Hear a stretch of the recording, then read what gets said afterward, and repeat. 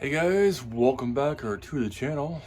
This is the Garage, and we're gonna paint this fender, and we're gonna paint that fender white. Even though this is a pearl white, it'll kind of match. We'll see how well it works. This is old paint. I am gonna prime it, but this is some of the old white gloss paint that I have. So after I prime it, well, I'm gonna clean it, then prime it, then paint it, and all the process I'm doing this, I'm gonna be installing this shock, because I have a fake one right here. It looks impressive, but that's about it. I wanted this because it has adjustments for the spring, and it's a stronger spring compared to the shock that is right there. Then I want to install this fender, which I just kind of assumed or put together, but this thing literally bolts right here, as you see there, and this will sit right about here. And then if you withdraw backwards, it'll protect me from getting dirt and or my passenger if I happen to have one. So that's going to be there. Am I going to paint this white? Maybe later. Then there's the flick me, which when I pass people, I just hit this button and we're okay. And then if I don't like them, I can hit that button. And then game on. But I'm not that fast, so I won't be hitting that button. So wish me luck with completing these 3 tasks. I'm gonna need it. Right now, we're just loosening up hardware, investigating, and making sure the shock will actually fit. Here's a funny one, guys. It says up to maximum weight capacity, 90 kgs or 200 pounds. I am well over 200 pounds for the load. And then the weight capacity of the bike is 140 kgs, like with equipment and stuff, for 300 pounds total. Then it goes into like for free play for your chain, which we're going to adjust, and you only want 1 to 3/8 inch free play, so that includes both the distance from up and down, total distance. And then what do we have here for tire pressure? So 29 psi, not so bad. And it gives you tire ratings and stuff. You can put bigger tires on. But yeah, so this is basically a bare bones basic bike. This is for my nephew because he always talks about me removing my, or him removing his labels. This is a label. I just kind of tucked it right there. And that's it. That's for you, Terry. And for you. Now I got one up on you. We're going to paint this. Now that the rear fender has been removed, we're going to work on the front fender, which has 6 bolts and 1 nut for the caliper. So all the plastics are ready to be painted. I still have to like finish sanding them and then cleaning them up. 1 coat of Varsols to clean all the oils off, and then first coat of, well, a couple coats of primer, and then we'll start with the white. That being said, kind of looking at this and the chain, looks like it to be within tolerance. Obviously this is really tight. That's kind of normal, so I might just leave that the way it is. I will take a measuring tape to it later. On these wheels, you have about 30 grams of extra metal. This is your chain guard. So most people will pop this off. I may or may not attempt to do that today. We'll see. They just take a grinder to this, pop this out, or take a chisel and then done. But the real thing that I was talking about was changing the spring, or the shock. Yeah, the shock. To that other one that's a bit more heavier duty. And let's take a closer look at this.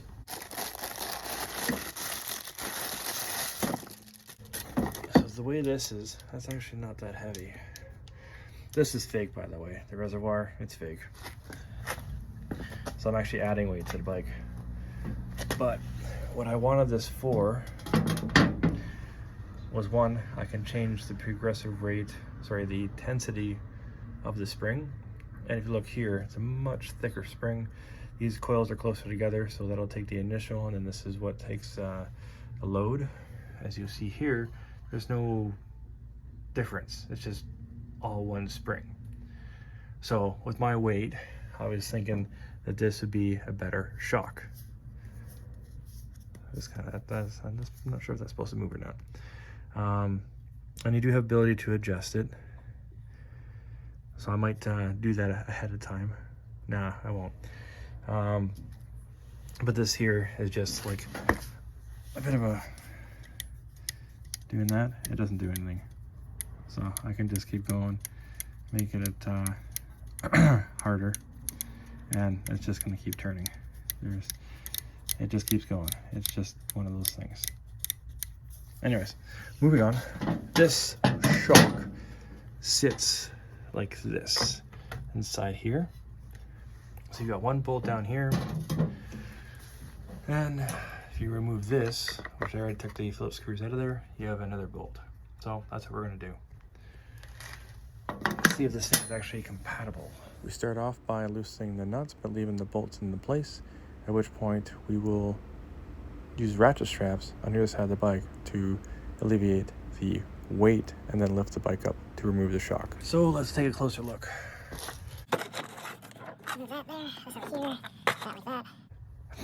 And this like that. So right here, I can definitely tell we're gonna gain about an inch of clearance, which is fine because I'm a taller guy. So that's not really a big deal to me. And you can see the thickness, the girth. Doesn't feel like it's a rubber coating or anything. And looking at the cap, that's just a grommet right there. It does have a split in it, but it looks like it's manufactured that way. So I see, if you compress this, this pops out. That seems kind of normal. This one is screwed in with a retaining nut. So that seems kind of normal for this. Alrighty, let's see if we can't get this thing in there. It's gonna sit like this. So that screw might be harder to get to. There's only one of them.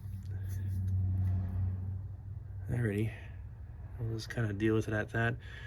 Because already you can see the difference between the two. It's big. So I paid $100 for this, and I paid $5,000 for this. So it came with the bike though. And now we have two ratchet straps holding up the frame of the bike, which takes all the pressure off the shock, and you're able to take out the two bolts. They just slide right out, and you just pop the new shock back in. So if you look here, she's installed, no issues. The bike does sit a bit taller. The question I was wondering about is the chain tighter? Nope, chain still needs to be adjusted, which we'll do. We have to loosen here, loosen the other side over here, back these forward to bring this back, which then draws this back, and then we'll be good. Computer, turn on bay 1. Now we're just reassembling the bike because we want to take a look at how the bike feels, how it's changed. Immediate reaction, already sat on this obviously, but I didn't do this before because I know how sloppy it is, but like, that's nice. That's nice and firm. So I don't know, there's no real specs for this thing, but it's already done what I needed to do. And the rebound rate seems pretty freaking good. We'll see, we'll know later. But for now, that shock, it's just, I like it. I wonder if I could do this.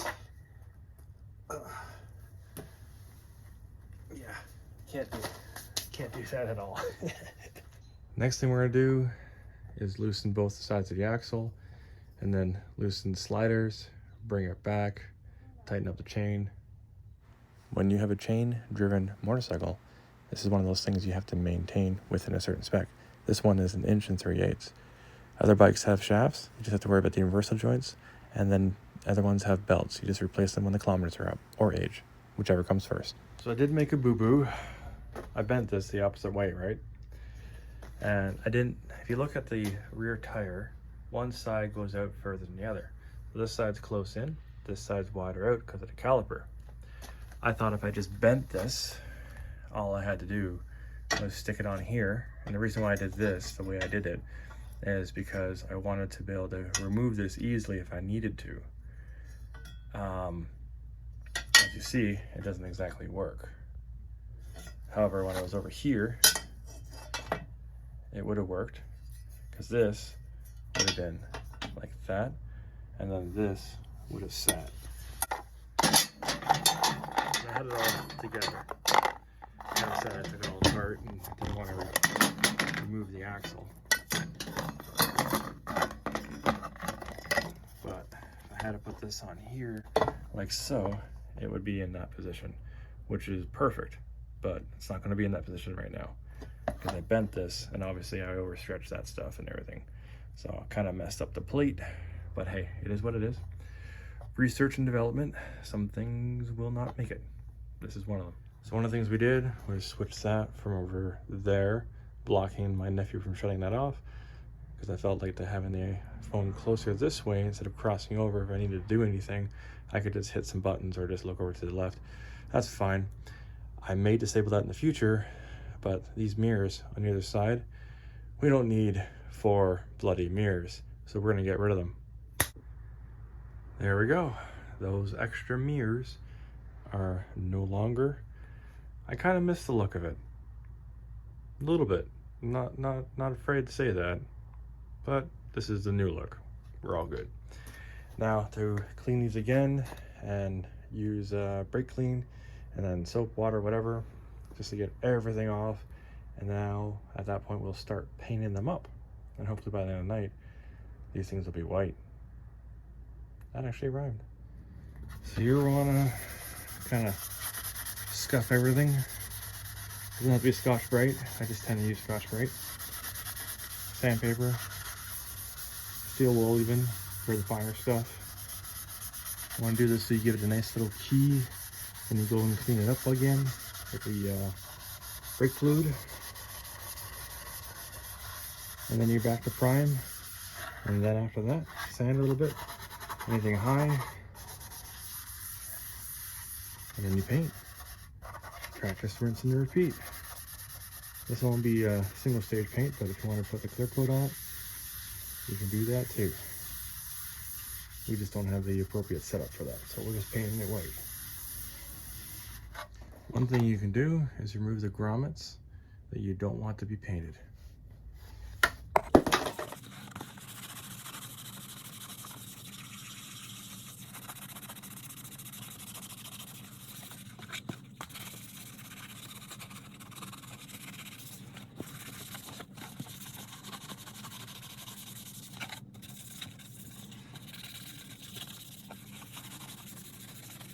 So if you look over here, I went through, if I can get this to work.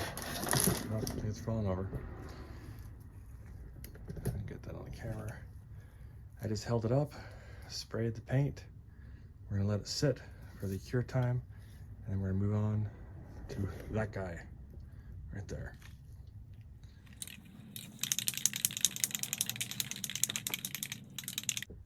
See, and ta-da! Both of these are primed, ready for paint.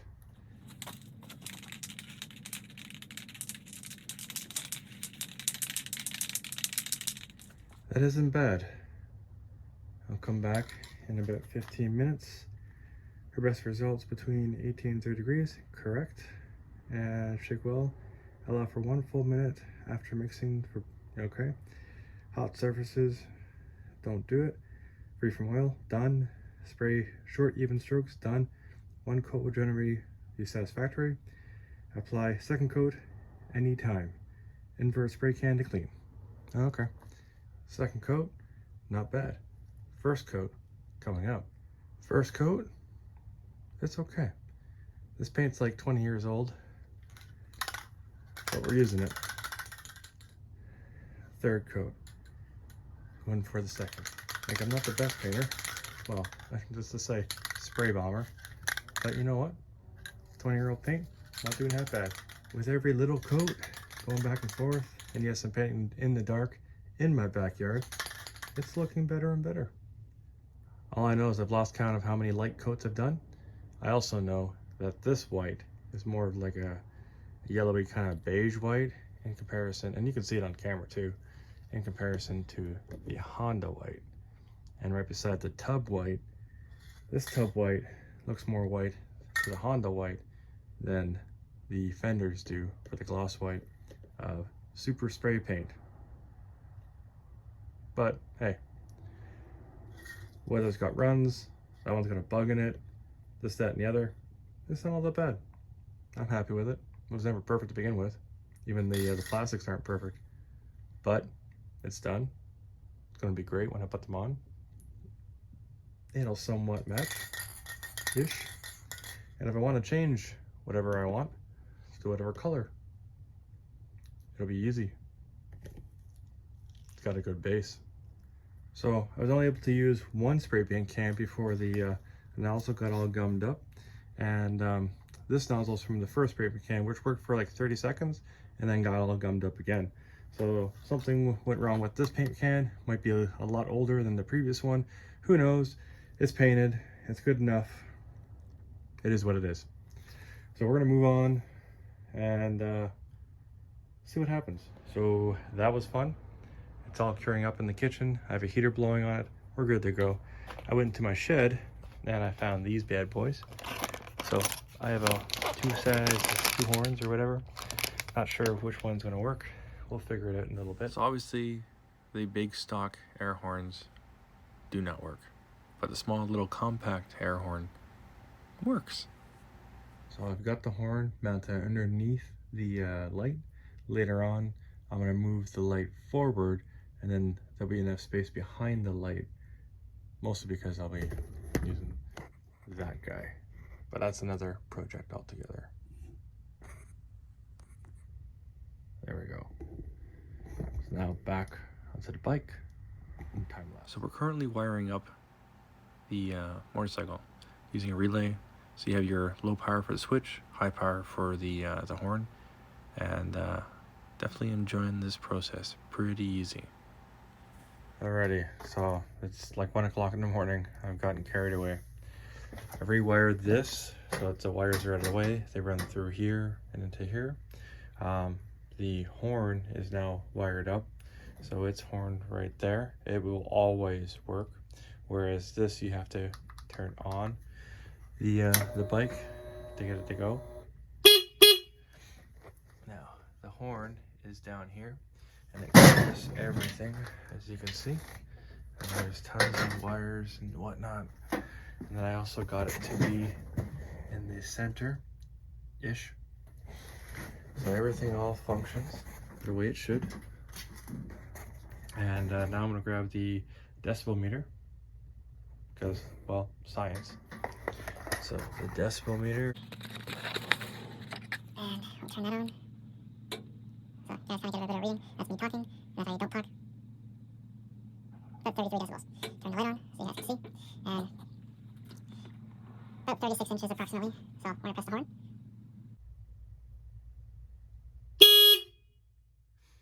So 106 decibels, about 36 inches away.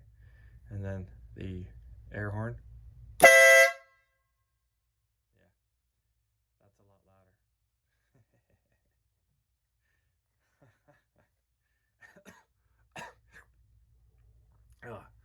All right, we've had enough of that. There's a video coming up where I want to talk about relays, which is this here, the flasher. I have a new one coming in the mail, so it'll be good for the LED lights, and then resistors and things of that nature. So this is why I haven't cleaned this up yet. So the kind of beigey yellow paint, it's dry, kind of glossy. We're gonna put it on the bike. We'll start with the rear and then go to the front. Time lapse. Assembly is just basically disassembly, but in reverse. Loving the way this is looking. Looks more like a scooter than a motorcycle, but you tell me. It actually looks pretty good. Now for the front. Let's move you away from here. Turn it around. And we'll commence the assembly. These two fenders are totally different plastics. One is hard plastic, like the one in my hand, went in backwards, start my life. And then the other one is a softer plastic, more malleable. After that, just put in the grommets, and you've got 4 bolts and then 2 nuts, and you're good to go. You're assembled. And now that it's almost 2 o'clock in the morning, I reassembled the bike. She looks good. She looks good. I like that that's black, that's all white. I know that the what do you call it, that's gonna get smashed, but I'm willing to risk it for the time being. And we'll go around to this side. Oh, still lots more work to be done to the bike. Let's crouch down here, give you guys a good look at it. She looks good. She definitely looks good. So you know where you're at in your project and you just kind of want to sit down and look at everything, and you're just happy that you finished more than what you came out to start? Like, to be honest with you, I didn't think I was going to be painting anything tonight. I wanted to do the shock, the air horn, remove the mirrors, fix some of the wiring, which I did. I did want to install the shifter. I didn't do that. So I guess I traded the shifter for painting the fenders. Yeah, pretty cool. Anyways, guys, it's 2 o'clock in the morning. I'm beat. So if you have any questions, comments, concerns about this chaos, which I do plan on cleaning up as I'm losing balance, leave them down below. I'll get back to y'all as soon as I can. Be safe, have fun, and I'll catch y'all on the next one. Peace.